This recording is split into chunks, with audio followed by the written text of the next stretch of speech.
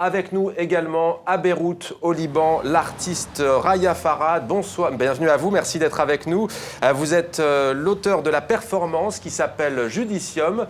Avant de vous entendre, on va tout de suite regarder la bande-annonce en exclusivité dans Maghreb Orient Express sur TV5 Monde.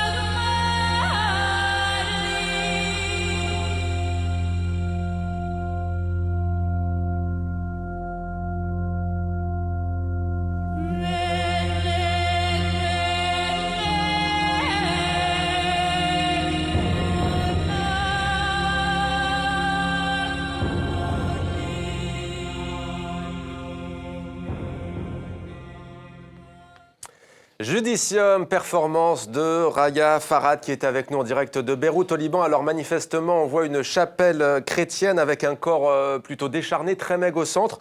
Peut-être d'abord quelques mots sur la naissance du projet. Comment est-ce que vous avez créé cette performance ? Bonjour Mo, c'est une performance qui a été un projet très instinctif, un sujet que tout le monde, nous en tant qu'êtres humains, on va arriver à ce moment de détachement, de fin, de décharnement si on peut dire, le détachement de corps vers l'âme, le moment de quitter la terre vers le ciel ou autre. C'est un jugement, je peux dire un jugement dernier. Mon jugement dernier, je me suis mise à nu pour dire devant mon propre créateur et voilà. C'est un espace de purgatoire, un espace de purification de l'âme, si l'on peut dire, après la mort Oui, c'est un espace de purgatoire. C'est le moment où l'âme quitte le corps. J'ai créé cet espace qui est formé d'un tunnel sombre et où il y aura comme une interaction acteur-spectateur. Il faut traverser la photo, ce rideau de brume et pour essayer de voir ce qui se passe peut-être dans l'au-delà.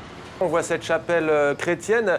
Est-ce que vous n'avez pas eu peur d'heurter les sensibilités en créant cette performance? Est-ce que vous assumez aujourd'hui Raya Farhad?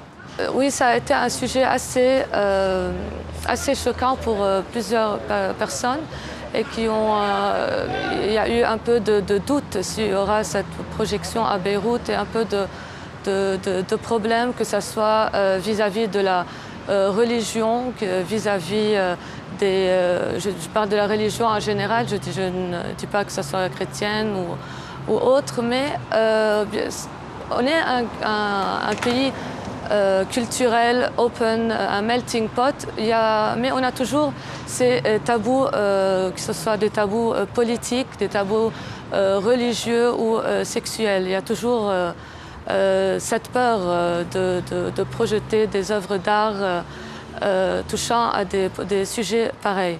Mais j'assume parce que c'est un sujet, c'est pas de la provocation gratuite, c'est plus une émotion, une méditation. C'est un moment méditatif, que ce soit quand c'est pour ça que ce projet n'est pas juste visuel. J'ai voulu qu'il y ait une interaction entre acteurs et spectateurs, que la personne qui vient voir la performance transcende l'image, qu'elle vit elle-même son propre jugement, son propre détachement, son propre décharnement.